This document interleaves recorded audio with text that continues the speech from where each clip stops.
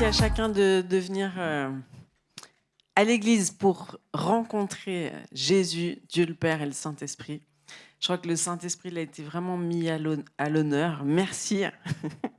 C'est juste magnifique. Moi, j'aime voir des témoignages brûlants, parlants, vivants. Non? Vous êtes d'accord? Donc moi, j'aimerais vous parler ce soir. Déjà, est-ce que vous allez bien? Oui? Vous réjouissez d'avoir plus d'informations sur Jésus et tout ça? Et de savoir comment on le rencontre. Vous savez que les pasteurs, des fois, on a une mauvaise image des pasteurs, enfin, une mauvaise conception du pasteur. En fait, comme disait notre premier pasteur, Marc McCord, il disait que nous, les pasteurs, nous ne sommes pas le berger, nous sommes le chien, le petit chien qui rassemble les brebis et qui les conduisent vers le bon berger. Et puis, je trouvais que c'était une bonne image, parce que c'est vrai que nous, on n'est pas Jésus, on n'est pas le sauveur, on n'est pas celui qui a toutes les réponses, on n'est pas celui qui peut nourrir tout le monde et puis se donner entièrement, plus dormir la nuit, plus avoir une vie de famille, plus avoir de loisirs, plus manger, plus rien pour vous. Non. Nous, on est vraiment là pour vous accompagner, à vous connecter à la source, pour que vous puissiez prospérer à tous égards. On est là pour vous montrer le chemin, pour vous aider à guérir les blessures du passé et tout ce qui vous a empêché d'avoir une conception saine de Dieu. Donc on vous accompagne dans la maison du Père, et une fois que vous êtes dans la maison du Père, vous prospérez et à votre tour, vous allez chercher ceux qui ont besoin de rentrer dans la maison du Père. Donc vous avez compris ? Donc c'est vrai que dans la Bible, on voit qu'on doit tous aller visiter les malades, on doit tous prier pour la guérison, on doit tous chasser les démons. Si on regarde Marc 16, voici les signes de ceux qui auront cru, ils chasseront les démons, guériront les malades, tout ça, ils parleront de nouvelles langues, etc. Donc c'est le pain quotidien de tous les chrétiens. Mais pour pouvoir rentrer dans cette dimension dans laquelle nous ne sommes pas, est-ce que vous êtes d'accord ? Nous n'y sommes pas encore. Quand on ne voit pas des guérisons au quotidien, des délivrances au quotidien, ben là, on commence à en voir de plus en plus. Mais je veux dire que ce soit pour chacun. Quand on porte le royaume, c'est ces choses-là qui se passent, en fait. Presque contre notre gré. Ça se produit parce qu'il y a une rivière de vie qui coule à travers nous. Et puis moi, j'aimerais vous parler ce soir de comment avoir cette rivière de vie qui coule à travers nous. Chacun d'entre nous, tous là. Vous pouvez avoir cette rivière de vie qui coule à travers vous. Vous voulez savoir comment ? Vous voulez savoir comment ? Vous devriez crier « oui !» Hein, pas genre, je sais pas, peut-être. Peut-être demain, c'est la procrastination, là, vous vous rappelez ? Donc, le chrétien, le vrai, c'est sûr qu'il a des signes et des miracles qui l'accompagnent, mais c'est pas ce qu'il définit premièrement. C'est genre normal d'avoir des signes et des miracles qui te suivent, mais c'est pas un signe ultime que tu es un vrai chrétien, parce que vous savez que dans le monde des ténèbres, ils ont aussi des signes et des miracles. Le saviez-vous ? Donc, ce qui nous différencie, c'est pas le signe de la manifestation, mais c'est d'être connu par Jésus, intimement. Il te connaît par ton nom, et s'il te connaît, c'est parce que tu passes du temps avec lui. C'est parce que tu es en relation avec lui. Vous savez ce qui fait la différence entre un vrai chrétien et un religieux, c'est-à-dire celui qui se dit chrétien ?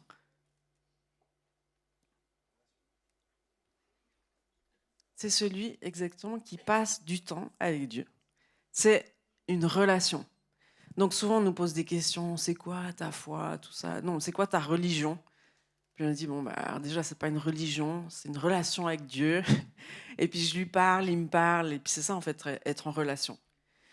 Mais comme un couple, si on néglige le temps de communion et d'intimité, eh ben notre couple, il part en cacahuète. Il part en cacahuète. Et c'est une discipline que d'investir dans l'intimité et de travailler son couple, n'est-ce pas ? Les couples, est-ce que vous pouvez dire oui ? Oui, oui, oui, oui, oui. Le couple, c'est genre la troisième personne, t'as le mari, la femme et le couple. Mais si le mari et la femme ne se mettent pas d'accord, ou déjà avec soi-même, puis ensemble, pour chérir le couple, cette entité-là, si on ne prend pas soin du couple, si on ne prend pas soin de la relation, eh bien c'est cuit. Et avec Dieu, c'est exactement la même chose. Donc je vous cite Matthieu 7, 21, 23 qui dit, pour vous prouver juste ce que je viens de dire là, « Ceux qui me disent Seigneur, Seigneur n'entreront pas tous dans le royaume des cieux, mais celui-là seul qui fait la volonté de mon Père qui est dans les cieux. Plusieurs me diront ce jour-là, Seigneur, Seigneur, n'avons-nous pas prophétisé par ton nom? N'avons-nous pas chassé des démons par ton nom? N'avons-nous pas fait beaucoup de miracles par ton nom? Alors je leur dirai ouvertement, je ne vous ai jamais connu. Retirez-vous de moi, vous qui commettez l'iniquité. » C'est un peu clash, hein, vous remarquerez. Donc ce qui est le critère ultime, c'est d'être connu par lui. Puis si on regarde Adam et Ève, genre Adam connu Ève, c'est ce qu'on explique quand on parle de sexualité, où on explique que c'est une adoration, c'est quelque chose de très saint et très important. C'est pour ça que c'est contesté par l'ennemi, parce que l'ennemi conteste tout ce qui est puissant, tout ce qui est saint, tout ce qui libère la gloire. Il essaye de l'investir pour que Dieu ne puisse pas libérer sa vie. D'accord ? Vous avez compris jusque-là ? Donc, pourquoi on fait souvent ce parallèle ? On peut faire souvent ce parallèle. Je vous cite Éphésiens 5 et 24, de 24 à 25. Le parallèle entre notre relation avec Dieu et une relation d'intimité dans un couple. Je parle d'intimité pour pas que vous soyez perturbés. Parce que si je parle de sexualité, vous avez toutes vos expériences perverses qui s'activent et qui viennent salir le nom de Dieu. D'accord ? Mais je vous parle d'intimité parce que c'est quelque chose de pur. Donc des fois, il faut tout un processus pour se rappeler que la sexualité, ça doit être quelque chose de très pur et très saint. Donc l'intimité entre un homme et une femme est très facilement comparable à l'intimité qu'on doit avoir avec Dieu. L'intimité, la communion, c'est là que tout se produit. C'est là que la vie circule. C'est là que la révélation circule. C'est là qu'on devient une seule chair. Vous savez, quand dans Jean 17, c'est écrit que Jésus veut être un avec nous comme il est un avec le Père, eh ben, c'est de cette communion dont je parle. C'est de devenir un. Et quand Paul il explique que si un homme est un avec si un homme va voir une prostituée, il le rappelle, mais est-ce que t'as pas oublié qu'en fait, si tu vas voir une prostituée, tu deviens qu'une seule chair avec elle? Donc ça, c'est la catastrophe. Parce qu'il y a une puissance dans cette communion, c'est de devenir un. Et si on veut commencer à ressembler à Jésus, à manifester le Saint-Esprit, avoir une rivière de vie qui coule à travers nous, on doit communier avec la vie. C'est Jésus. D'accord ? Le Saint-Esprit et le Père. Alors on va voir ce qui nous guette dans Apocalypse 2, 4. C'est l'ange, c'est Dieu qui envoie des anges dans cette église. Et il s'adresse à cette église, et dont Éphèse, et lui dit, mais ce que j'ai contre toi, il y a plein de choses positives en fait si vous lisez, mais il y a une chose qui lui reproche, c'est qu'elle a abandonné son premier amour. Et puis peut-être que vous êtes là, chrétien depuis un certain temps, même de nombreuses années, puis vous avez vécu toutes sortes de blessures d'église, de trahisons, de coups durs qui vous ont un peu refroidi. Mais qu'est-ce que c'est venu refroidir précisément? Votre premier amour. Et c'est toute là l'intention de l'ennemi. C'est de vous refroidir ce premier amour. C'est-à-dire le feu du réveil en vous. C'est ça le premier amour. Et c'est ce qui nous permet d'obéir à Dieu. L'obéissance et l'amour sont toujours connectés dans la parole de Dieu. Je vous citerai des versets à la fin. Toujours, toujours connectés. La preuve qu'on aime Jésus, c'est qu'on lui obéisse. Et ce qui nous permet de lui obéir, c'est parce qu'on l'aime. Tu ne peux pas lui obéir si tu ne l'aimes pas. Ça ne va pas durer longtemps. Donc c'est pour ça que c'est important de travailler à cet amour, à cette communion, pour qu'on soit toujours capable de lui obéir, qu'on reste toujours souple entre ses mains. L'autre jour, on était avec différentes personnes de leaders d'église, et puis ils expliquaient l'histoire des églises. Il y a des églises qui commencent par le réveil, et puis c'est le feu, c'est la vie, c'est des choses qu'on ne maîtrise pas forcément. Il y a beaucoup de monde, et puis tout d'un coup, on essaye d'établir des protocoles, on essaye de mettre des murs, de mettre des limites, de rigidifier un peu le tout, et puis après, ça s'éteint. Alors, il y a toujours beaucoup de monde. C'est pour ça que c'est important de considérer que ce n'est pas parce qu'il y a du monde qu'il y a la vie. Mais souvent, le feu s'éteint. Parce que ça nous demande une discipline particulière pour qu'il reste allumé. Et puis j'écoutais Catherine Kuhlman. Vous connaissez Catherine Kuhlman? C'est un ministère de guérison comme on en a très peu vu ces dernières années, là, ces dernières dizaines d'années. Elle est plus de ce monde aujourd'hui, mais c'était un ministère de guérison extraordinaire. Je tombe sur une de ses vidéos. D'ailleurs, elle avait un peu des robes comme moi. J'étais là. Ces robes, elles sont quand même mythiques.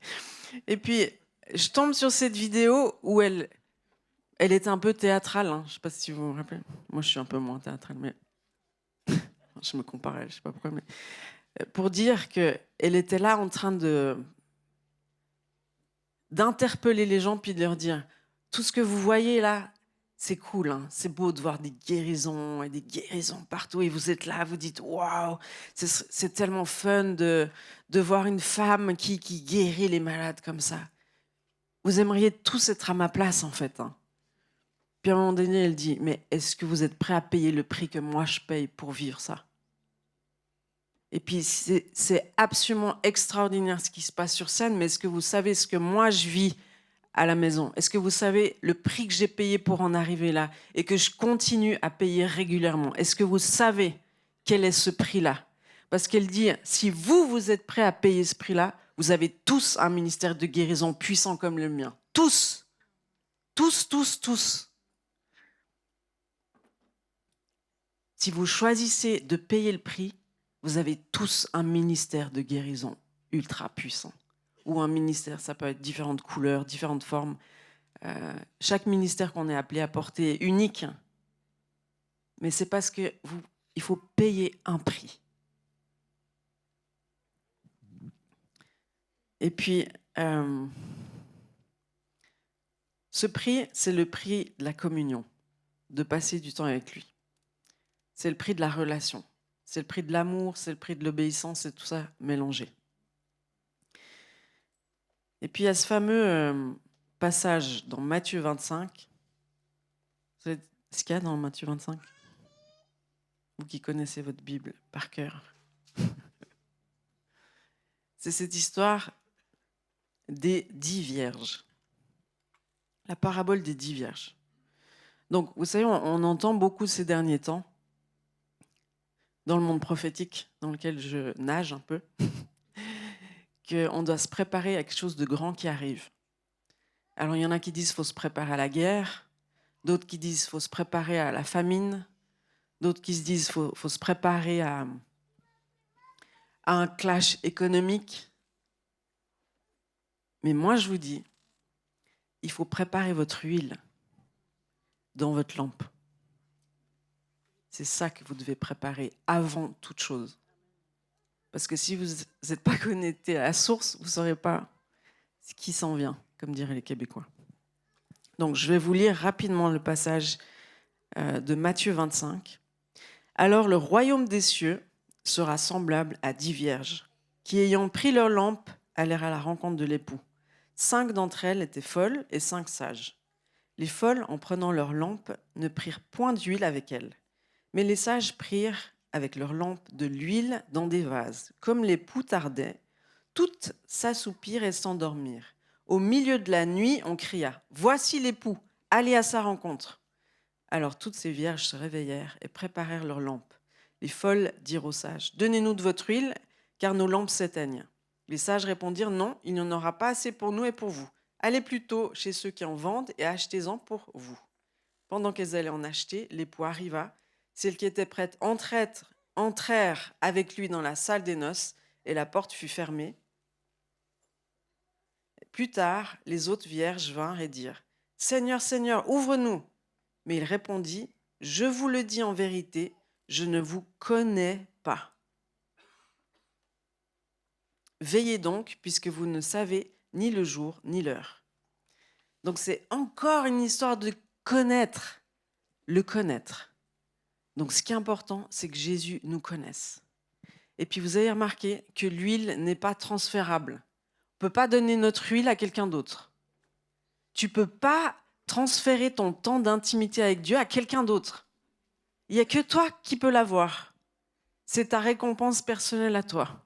C'est ce que tu as travaillé, toi, dans l'intimité. Moi, je connais Julien comme personne d'autre. Ça, je ne peux pas le transférer à quelqu'un d'autre. Et je ne veux pas. Je ne veux pas. Ce n'est pas transférable, l'huile. Tu dois aller te la procurer toi-même. Et tu dois en faire des réserves. Pour que quand quelque chose arrive, tu saches tout de suite où aller, que tu sois familier avec la voix de l'Éternel, avec la présence du Saint-Esprit, qui puisse tout de suite te dire quoi faire, où aller, avec qui, etc. Donc, c'est la vérité que dans un temps proche, il y a quelque chose de puissant qui va se produire. Le meilleur moyen de vous y préparer, et vous avez intérêt à vous y préparer, c'est de vous rendre dans le lieu secret. Matthieu 6,6 dit « Quand tu pries, entre dans ta chambre, ferme ta porte et prie ton Père qui est là dans le lieu secret, et ton Père qui voit dans le secret te le rendra. » Donc il y a plusieurs choses qui sont développées dans ce verset-là. C'est que tu rencontres dans cette chambre le Père. C'est le Père que tu rencontres. Et puis le Père, il y est déjà. Il est toujours accessible, le Père, il est toujours là pour toi. C'est ça qui est juste merveilleux. T'imagines le Dieu de l'univers. Heureusement qu'il est omniprésent, mais il est toujours accessible. Et il libère sur toi un esprit d'adoption extraordinaire qui va balayer les craintes de ta vie parce que son amour est parfait. Parce que seul l'amour parfait bannit la crainte. Pas les bons penseurs, pas les coachs de vie, pas l'hypnose et tout ce qui pourrait être occulte, pas la pensée positive, pas le yoga. Non, seul l'amour parfait qui vient du Père peut bannir tes craintes, toutes tes craintes. Et c'est lui qui te ramène à la maison, c'est lui qui te ramène dans ta vraie famille, qui est le Père, le Fils et le Saint-Esprit, c'est ça ta vraie famille. Et c'est lui qui dit qui tu es, c'est lui qui libère ta vraie identité. Tout ça, c'est le Père qui le fait. Donc tu dois rencontrer le Père pour savoir qui tu es. Tu dois rencontrer le Père pour être affranchi de toutes tes peurs, toutes tes craintes, tous les mensonges auxquels tu crois, etc. On est d'accord ? Oui, on est d'accord. Donc, comment faire ? Là, je ne vais pas juste vous laisser, genre, il faut passer du temps d'intimité avec Dieu, puis vous êtes là, mon Dieu, alors là, j'ai déjà essayé plein de fois, qu'est-ce que ça va donner ? Je vais vous donner des choses très pratiques. Très pratiques. Donc, quand vous allez sortir de cette salle, tout le monde va mettre en place cette chose-là. Mais premièrement, il y a une chose à savoir. Matthieu 11, 12, c'est que depuis le temps de Jean-Baptiste jusqu'à présent, le royaume des cieux est forcé et ce sont les violents qui s'en emparent. Ça va te demander une certaine violence. Genre, oui, je vais y arriver. Oui, je vais le faire. Je vais pas lâcher l'affaire. Parce que quand tu sais, c'est comme les bouquets que les... Moi, une fois, j'ai rattrapé un bouquet d'une mariée qui l'a lancé comme ça, là, parce que le prochain qui l'attrape, c'est celui qui se marie. Moi, j'avais une de mes meilleures copines qui s'était mariée, donc elle lance le bouquet. Et là, j'ai sauté dessus comme une lionne. Et je l'ai eu. Après, je me suis mariée. Mais c'est les violents qui s'emparent du royaume de Dieu. comme des bouquets de mariés. Si tu restes là comme ça, les bras croisés, tu dis oh, ça c'est pour les nuls, tu vas pas l'attraper. Bon, c'est peut-être pas un bon exemple. En plus, il y a des hommes là, non. Mais vous voyez qu'il faut quand même se donner les moyens. Donc, ce que je vous disais, il n'y a pas longtemps, tout ce qui est puissant, tout ce qui est précieux dans le royaume de Dieu va être contesté par l'ennemi. Vous savez pour quelle chose prient les satanistes? La première chose pour laquelle ils prient, ou contre laquelle ils prient. Vous savez ce que c'est? Les couples chrétiens. Donc, ça veut dire qu'un couple chrétien, comme on en a un beau là, nouveau, c'est la chose la plus puissante qui existe sur cette terre. Donc, vous vous rappelez que ce que l'ennemi conteste, c'est ce qui est très puissant. C'est ce qui est très influent pour le royaume de Dieu. Donc, vous vous rappelez de ça? Ok? Donc, maintenant, vous savez que votre temps d'intimité va être hautement contesté. Il va être tellement contesté que vous pouvez me témoigner ici dans cette salle, je ne sais pas combien de personnes, mais certainement très très peu, qui passent du temps régulièrement dans la présence de Dieu. Je ne vais pas vous demander de lever la main, juste pour dire que c'est ultra contesté. Pas besoin de répondre. Je le vois dans ma propre vie. Donc c'est ce que je vais vous témoigner. Tu devras lutter. Donc dans les mains, moi j'essayais quand j'avais plein d'enfants, j'étais là, bon, c'est compliqué de trouver du temps. Je vais essayer de me réveiller à 6h du matin. Tous les matins, je vais faire ça. Oui, 1 heure tous les matins. Puis tu te mets des standards, genre, tu commences le premier matin, puis tu es là, je suis fatiguée, là, ça va pas le faire. Puis après, tu t'endors, tu te dis, ah non, faut que je tienne bon. C'est violent qui s'empare du royaume de Dieu. Donc, essaye de te mettre juste des objectifs atteignables, d'accord? Sois réaliste, parce que sinon tu vas jamais les atteindre, ça va durer 3 jours, puis après c'est plus possible. Puis je sais, t'entends les hommes de Dieu qui disent oui, ce matin j'ai passé 4 heures dans la présence de Dieu, je me réveille à 4, des fois 3h30 tous les jours, je suis là. Non mais sérieux, mais c'est pas pour nous, c'est pas pour les êtres humains. Il y a des gens qui ont besoin de dormir plus que d'autres, mais moi j'aimerais que cette chose-là si précieuse, cette huile qui va faire toute la différence quand l'époux va venir, ou quand quelque chose va se passer, ou quand la gloire de Dieu va débarquer. Tu vas te sentir mal si tu n'es pas connu de lui.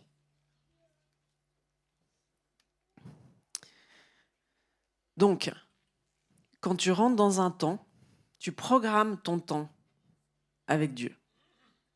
D'accord? Moi, je programme par exemple tout le lundi matin. Puis après, dans la semaine, j'en ai pas forcément de ces temps-là. Donc, j'essaie de passer un grand temps avec Dieu.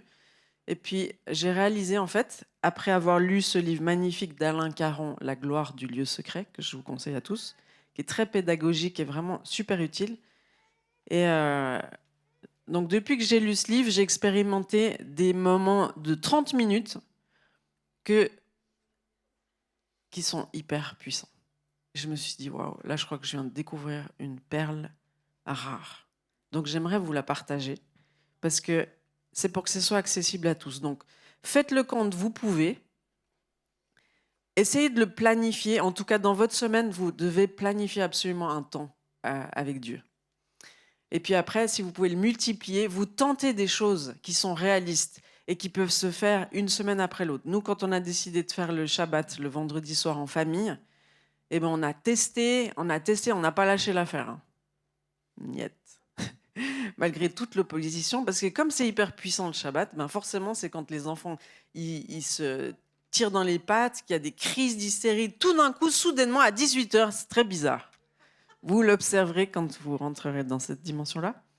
Mais aussi, quand vous voulez passer du temps avec Dieu, tout d'un coup, il y a toutes sortes de distractions qui s'activent de manière surnaturelle. Genre, votre téléphone sonne, vous avez plein de messages, vous pensez à plein de choses, vous vous endormez.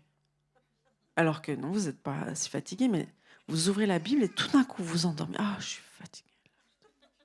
Ça, c'est spirituel, les amis.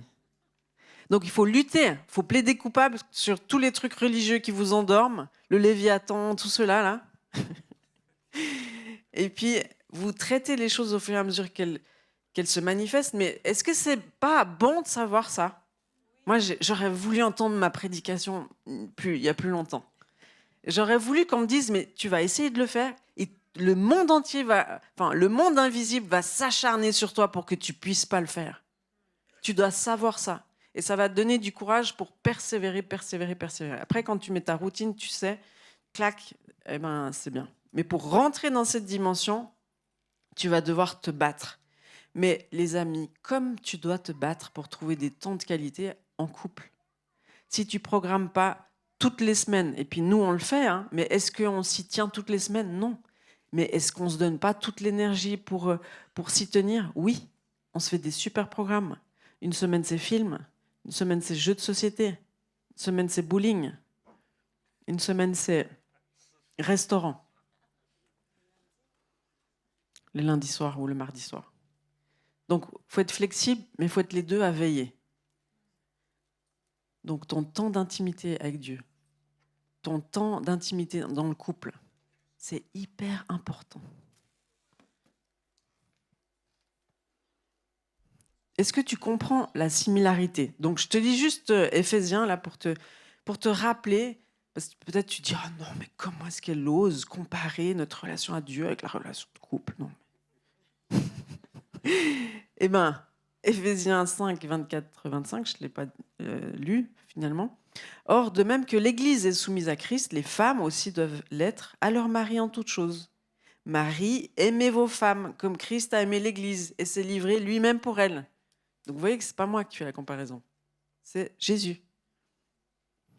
Jésus, Paul, qui parle aux Éphésiens. Donc, vous êtes toujours avec moi? Vous réfléchissez quand est-ce que vous pouvez planifier ces temps? Si vous êtes frontalier, par exemple, planifiez ces temps dans votre voiture. Vous dites 30 minutes. Je vais consacrer 30 minutes à ma communion avec Dieu. Et si tu la découpes, là vous pouvez mettre le slide. Si vous m'écoutez, vous devrez tout de suite le mettre. Le slide, pour vous aider, j'ai fait un slide. Est-ce que je fais beaucoup de PowerPoint dans mes prédications? Non! Là, je me suis dit, il leur faut un truc visuel pour que ça... on s'améliore. C'est pour vous, je me dis, il faut que je réfléchisse. Comment est-ce que je pourrais faire pour qu'en sortant de cette salle, ils soient convaincus par le Saint-Esprit? Déjà, j'ai prié à fond pour que le Saint-Esprit vienne convaincre vos cœurs et pour qu'il vous convainque que la seule chose la plus importante, c'est d'avoir de l'huile dans sa lampe. Donc, tu prends 30 minutes, d'accord? Combien de fois par semaine, tu n'as pas besoin de me dire, mais 30 minutes, je trouve ça un super bon temps. Après, tu peux essayer 15 et tout, mais après, il te faudra 15 minutes pour y rentrer. Déjà, pour commencer, ça va être compliqué. Donc, tu partages tes 30 minutes en portions de 5 minutes. Et puis, en fait, si tu n'es pas organisé, en fait, tu vas dire, oh, je prends 30 minutes avec Dieu. Moi, je l'ai fait plein de fois. Hein. Je suis là, oui, Jésus, merci. Puis tes pensées, elles vont dans tous les sens. Genre, j'ai ça à faire, mince, il faut que j'appelle un tel. Ou mon téléphone sonne, est-ce qu'il faut que je réponde? C'est peut-être un message important. Ou toutes ces choses arrivent. Si tu n'as pas planifié ton temps avec Dieu, eh ben, tu vas partir dans tous les sens. Tu vas dire, est-ce que je lis ma Bible? Alors, est-ce que je suis un plan lire sa Bible en un an? Ou alors, on m'a dit qu'il fallait lire les psaumes, les proverbes, puis après, il fallait lire le Nouveau Testament. Comment je fais? Alors, tu peux faire un plan de lecture où tu prends un temps spécial dans ta semaine pour lire la Bible. Et puis, tu peux... il faut t'organiser. Parce que comme Paul Goulet dirait, dans sa formation Equip, si tu planifies pas les choses, tu vas jamais les faire. Tout est dans la planification. Donc, planifier ton temps avec Dieu. Qui c'est qui veut rentrer dans ces choses-là? Déjà, je vous dis, hein, parce que si vous n'avez pas faim et soif, vous n'allez pas y arriver, c'est sûr. C'est les violents qui s'emparent du royaume de Dieu. Et les mous, ils s'emparent de rien du tout. Ça, c'est pas moi qui l'ai inventé. Je prends pas... Ok, donc, les premières 5 minutes, tu commences par louer Dieu. C'est facile, ça? Tu vas dans ta chambre, tu fermes la porte, ça veut dire que ton téléphone, il est sur off. Moi, j'écoute la musique sur mon téléphone parce que ça me suit partout. Donc, je le retourne. Comme ça, tu vois pas tous les trucs. Tu écoutes de la musique. Ouinte, d'accord? Et puis, des fois, d'écouter de la musique avec des paroles, c'est dérangeant parce que tu n'arrives pas à te concentrer. Tu peux mettre juste du soaking. Hein? C'est de la musique ouinte sans parole. Je donne des trucs concrets. Tu prends un petit carnet où tu vas noter tes révélations de Dieu et tout ça. Tu vas prendre ta Bible. Avec toi, tu vas prendre un stylo et tu vas mettre de la musique. Et tu t'interdis de toucher ton téléphone. Passer un temps consacré à Dieu. Pas aux autres. Consacré à Dieu. Et donc, dans la première tranche de 5 minutes, tu loues Dieu. Tu te poses juste. C'est le temps où tu vas devoir lutter contre les distractions. Donc, tu commences à louer Dieu. Tu commences à... Moi, j'aime bien ce que Bill Johnson dit. Il dit, je tourne mon affection sur Jésus. C'est-à-dire que tu tournes ton affection, ton cœur, et tu commences à aimer Jésus. Tu commences à lui dire que tu l'adores, que tu l'aimes. Et puis, tu loues Dieu. Et ça, c'est les 5 minutes qui vont essayer de te mettre sur les rails. Et puis, il y a un verset biblique qui aide beaucoup, qui dit « Je soumets toutes mes pensées à Jésus-Christ. Que mes pensées soient captives sous l'autorité de Jésus-Christ. » Ça, tu vas le dire plusieurs fois parce que tu vas voir que ça part dans tous les sens. Non. C'est toi qui as autorité. Donc, tu peux dire à ton âme « Loue l'Éternel » et tu peux dire à ton âme « Maintenant, ça suffit, soumets-toi à l'Éternel. » Hein? D'accord? C'est les violents qui s'emparent du royaume de Dieu. Et les mous, ils s'emparent de rien du tout. Donc, une fois que tu as fait 5 minutes de louange, déjà, ça passe assez vite. Hein. Tu as fait un peu la guerre. Dans la louange, c'est bien. Tu as choisi qui tu voulais adorer, qui tu voulais servir et sous quelle couverture tu voulais te placer. Donc ça, c'est déjà bien. Après, tu commences à remercier Dieu. Et ça, les amis, je vous assure, c'est une clé majeure. Parce que quand tu commences à remercier Dieu, parce qu'en général, quand tu viens dans un temps avec Dieu, tu es là découragé, il y a plein de trucs de la vie, machin, tu dois te sortir de ça. Et la reconnaissance, c'est l'outil ultime. Parce que quand ça va pas, tu te forces à dire merci Seigneur pour ça, merci Seigneur pour ça, merci Seigneur pour ça, merci Seigneur. Et tu as toujours des raisons de le remercier. Je vous assure. Il y a toujours des raisons. Comme il y a toujours des raisons de se plaindre. Hein, toujours, bien sûr. Le pasteur n'est pas assez ici, la lumière elle est comme ça, le son il est comme ci, là ils ont oublié de remettre le soleil. Hein, il y a toujours des moyens de se plaindre, mais il y a aussi toujours des raisons d'être reconnaissant. Et puis tu y vas pendant 5 minutes, là tu y vas à fond. Je te remercie Seigneur pour ça, je te remercie Seigneur pour ça, pour mes enfants, pour ma femme, je te remercie pour mon travail, je te remercie parce que tu t'es révélé à moi, mais quelle grâce! Et la reconnaissance, tu sais ce que ça fait? Ça ouvre le ciel sur toi, mais direct. Comme quand tu commences à te plaindre, là ça te plombe.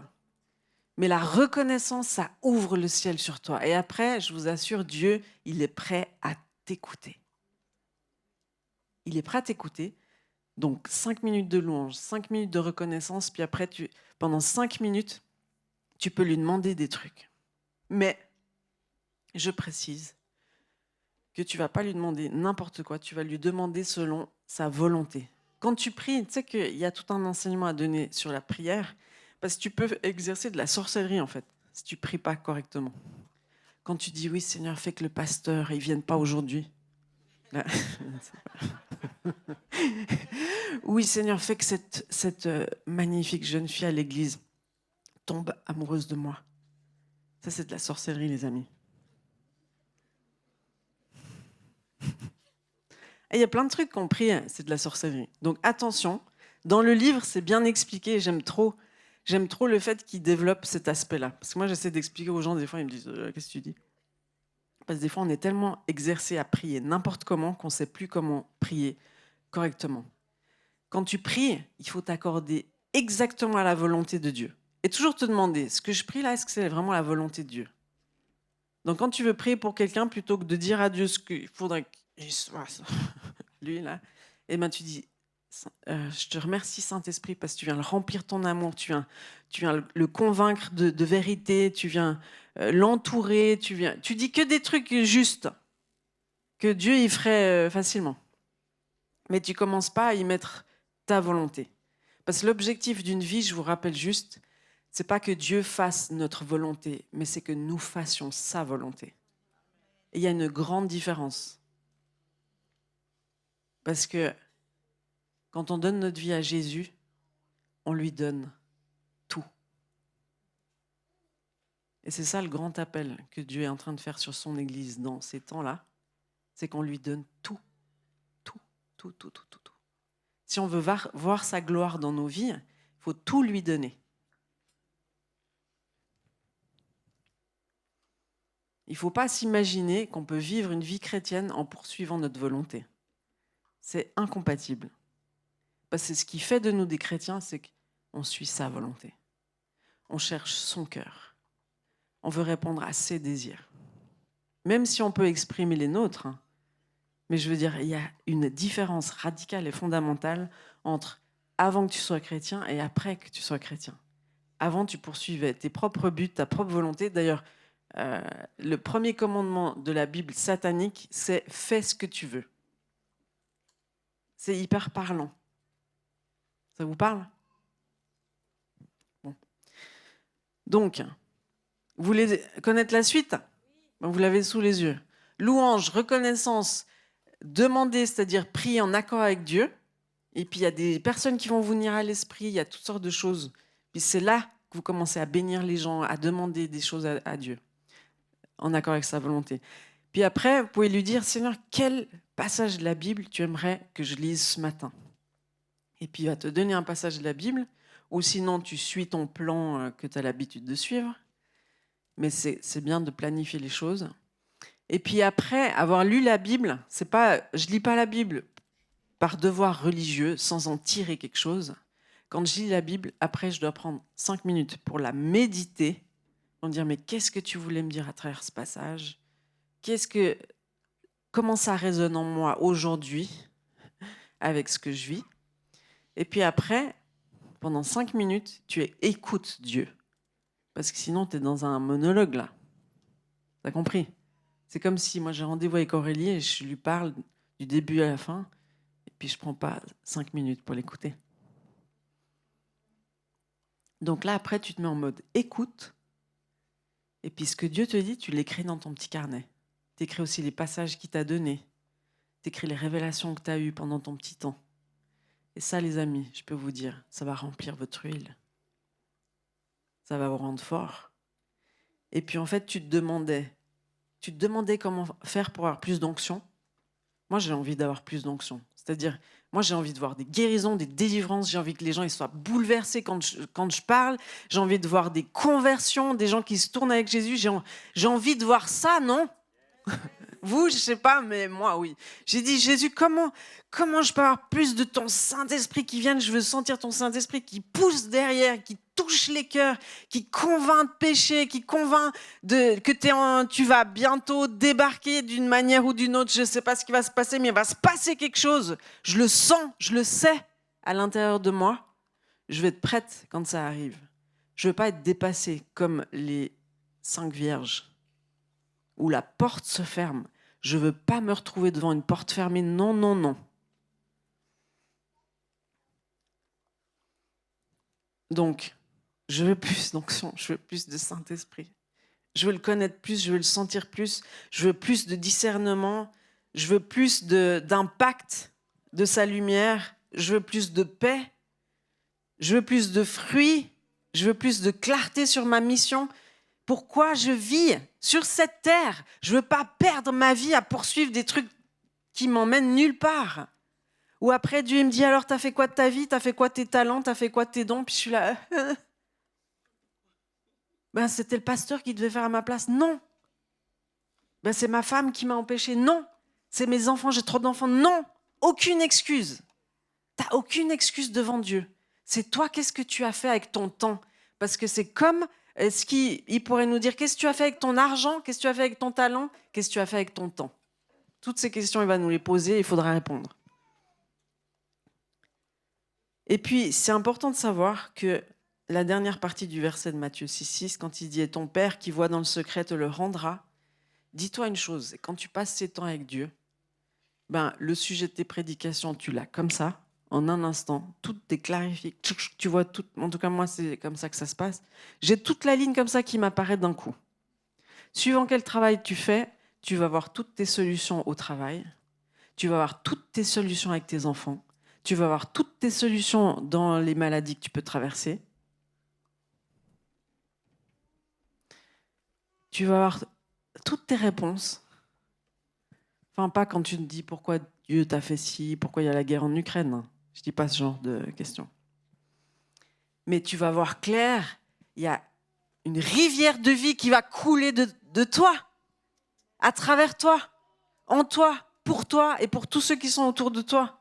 Parce que tu vas commencer à porter la présence, et cette présence, elle va commencer à grandir, et elle va commencer à couler, et tu vas commencer à voir des choses que tu n'avais pas vues jusqu'à présent. Donc toute ta vie va changer en fait, parce que tu te connectes à la bonne source et que tu vas choisir, comme la Samaritaine, de boire l'eau que Jésus te propose, celle qui va étancher ta soif, jusque dans l'éternité. Donc il n'y a pas de secret. C'est ceux qui sont conduits par l'Esprit de Dieu qui sont fils de Dieu.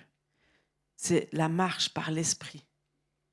Donc, de choisir de vivre des temps d'intimité, c'est une marche par l'Esprit. Parce que toute ta chair va dire non. Quand tu dois aimer tes ennemis, toute ta chair va dire jamais. Quand tu vas devoir pardonner à tes autorités, toute ta chair va dire non, pas maintenant, demain.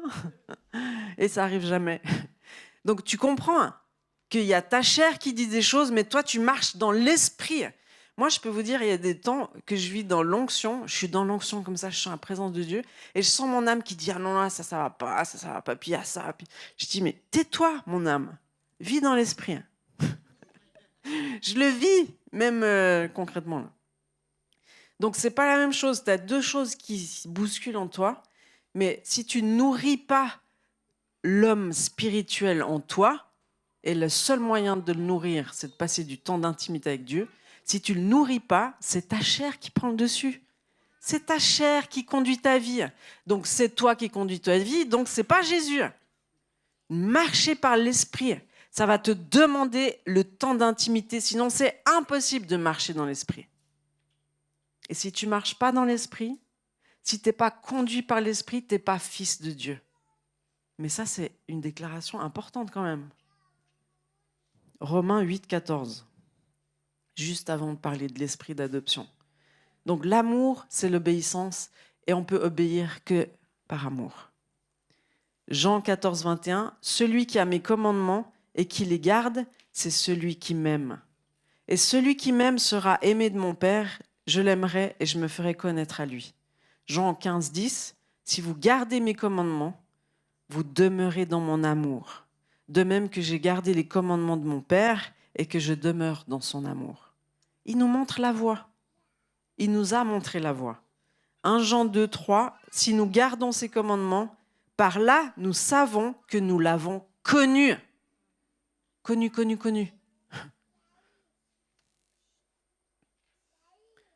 Donc, il y a une récompense qui sort de ces temps d'intimité. Moi, mon désir, ma prière, c'est que vous puissiez aspirer à ces temps d'intimité et que vous soyez prêts à payer le prix pour y arriver. Tu veux vivre une expérience incroyable en montant sur une montagne très haute, tu dois payer le prix pour y aller jusqu'en haut. C'est comme ça. Tu veux être médecin, tu veux accomplir ton rêve. Il n'y a pas de raccourci, les amis. Ça n'existe pas, les raccourcis dans le royaume de Dieu. Les raccourcis, c'est ce que l'ennemi propose. Mais c'est jamais ce que Dieu propose, parce qu'il sait que c'est dans la souffrance que tu apprends le plus dans ta vie. Donc, moi, je vais faire un appel ce soir.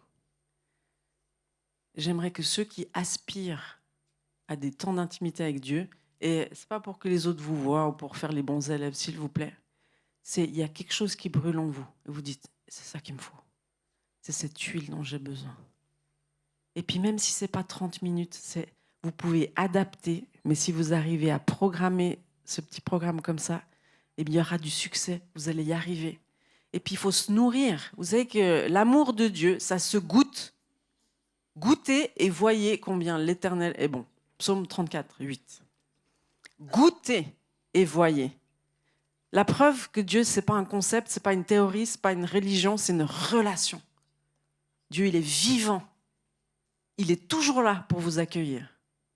Donc si vous avez de la peine à rentrer dans ces temps d'intimité, ce que je peux comprendre, parce que vous êtes dans le péché, où il y a du péché dans votre vie, puis le péché, vous savez quel effet ça a? Ça vous coupe de Dieu. Ça vous met dans la honte, puis après vous êtes là, moi je ne peux plus me présenter devant Dieu. Mais en fait, le seul moyen que tu puisses sortir du péché, c'est que tu ailles voir Dieu. Dieu, il n'est pas effrayé par ton péché, il va juste te demander de lui demander pardon. Il nous connaît, on peut faire tous des erreurs. Mais il faut vous placer dans ce lieu d'intimité. Et puis pas céder aux mensonges où l'ennemi vous dit « t'as pas le droit d'aller dans ce lieu d'intimité, t'es pas bienvenu dans ce lieu d'intimité ». Et puis comme c'est le Père qui nous y attend, c'est sûr que si t'as pas réglé tes dossiers avec ton Père terrestre, tu vas pas vouloir aller voir le Père céleste, parce que tu vas te dire « il va à nouveau m'enguirlander, il va parler mal sur moi ». Il va me demander de faire des choses que je suis incapable de faire. Il n'est jamais content de moi. Je ne suis jamais à la hauteur. Si vous pensez à tout ça, vous aurez de la peine à aller voir le Père. Donc, il faut vous réconcilier avec l'image du Père. Puis, comment le faire? Là, on a un parcours d'adoption. C'est juste magnifique. Ça vous aiderait beaucoup. Mais c'est de pardonner à votre Père et de renoncer au mensonge que Dieu le Père, il est comme votre Père. Ça, c'est absolument indispensable pour rentrer dans ce lieu d'intimité, dans la présence du Père. Si vous le voyez comme un tyran et un père fouettard, ça ne va pas le faire. Donc, je fais un premier appel. C'est pour tous ceux qui ont besoin d'avoir une image du Père restaurée, parce qu'ils n'ont jamais été vraiment dans ce lieu d'intimité, parce qu'ils avaient peur de se retrouver en face de quelqu'un qui n'était pas rempli d'amour. Comme l'histoire de Mi, là, avec Alain Andersey hier soir. Toute l'histoire, c'était... Est-ce que tu penses que je suis bon? C'est Dieu qui lui disait, est-ce que tu penses que je suis bon? Malgré tout ce qui t'arrive, est-ce que tu penses que je suis bon, que je t'aime, que je suis avec toi? C'est ça que Dieu le Père, il a besoin qu'on comprenne. C'est qu'il est bon malgré les circonstances. Que lui, il ne change pas et qu'il va nous accompagner sur le chemin à travers toutes ces difficultés. Donc, vous pouvez tous vous lever, comme ça vous vous sentez pas mal si vous êtes debout. Et puis, il y a les équipiers de prière qui se préparent là. Tous les équipiers de prière, les liners, ils sont juste là derrière. Donc, préparez-vous vite. Et puis, j'aimerais que dans le secret de votre cœur, vous puissiez dire « Jésus, je veux passer ces temps d'intimité avec toi. Montre-moi comment je peux m'y prendre. Aide-moi à être persévérant. Et encourage-moi pendant ces temps que je puisse vivre des choses extraordinaires avec toi. » Comme on a vu ce beau témoignage.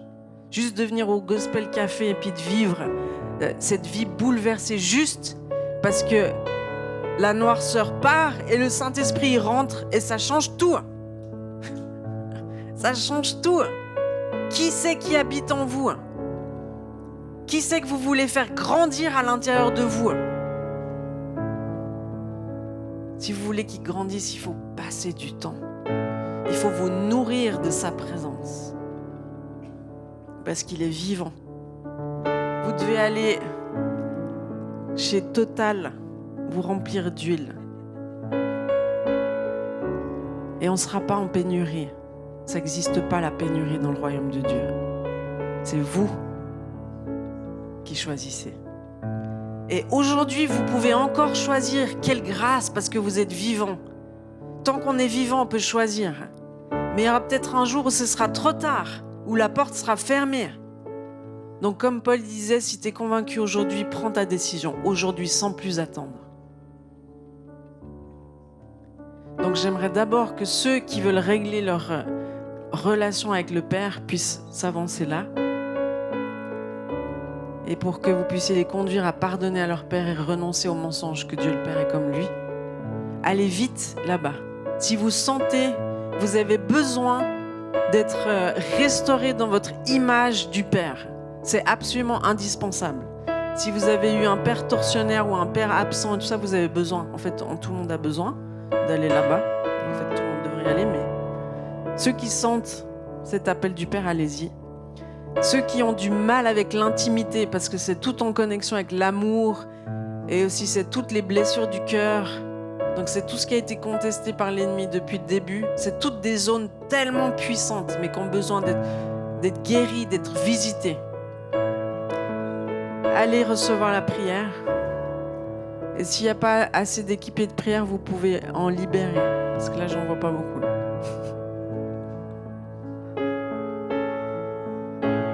Et puis s'il y en a qui ont entendu ce message et qui ont jamais entendu parler de Jésus comme ça, et qui ce soir veulent donner leur vie à Jésus, est-ce qu'il y a des personnes comme ça qui veulent ce soir donner leur vie à Jésus? Ils se disent, mais moi, un Jésus d'amour comme ça, un Dieu d'amour, c'est ça que je veux.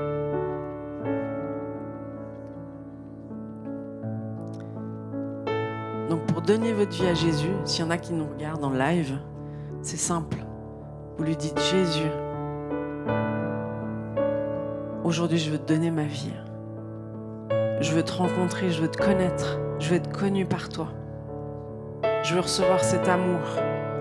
Et je reconnais qu'avant j'étais aveugle, que j'ai fait plein d'erreurs et je te demande pardon pour toutes ces erreurs. Je te demande pardon de ne pas avoir reconnu que tu étais mon créateur. Et aujourd'hui je veux marcher avec toi, je veux que tu te révèles à moi. Je veux que ma vie elle ait un sens.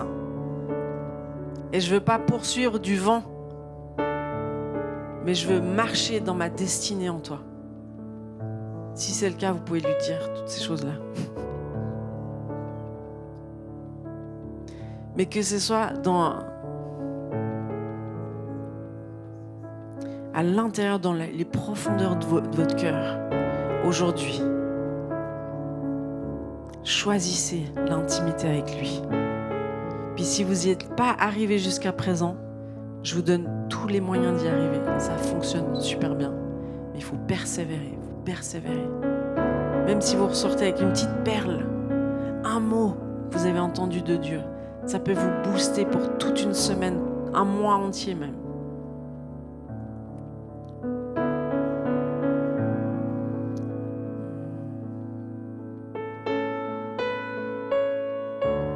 Et puis j'aimerais faire juste un appel à ceux qui veulent plus. Ceux qui veulent plus. Et qui prient, genre, plus de miracles, Seigneur, je veux voir plus de miracles, je veux avoir plus de foi, je veux voir plus de miracles. Et juste connecte-toi à la source. Lui, il attend qu'une chose, c'est qu'on vienne se plugger à la source pour que ça coule de nous. Si tu veux plus, va recevoir la prière. Ou mets-toi à genoux simplement devant Dieu, parce que je vois qu'il n'y a pas trop de monde là. Mets-toi à genoux devant Dieu et puis tu lui dis, il t'entend. Dis-lui, je veux plus de toi, Seigneur. Mais il a besoin de voir une église qui a faim et soif de lui. Une église qui regarde à lui et pas aux hommes. Qui attend sur lui et pas des hommes. Il attend le moment de révéler son église. Mais ce qui va faire qu'elle est unie, c'est qu'on soit unis autour de Jésus.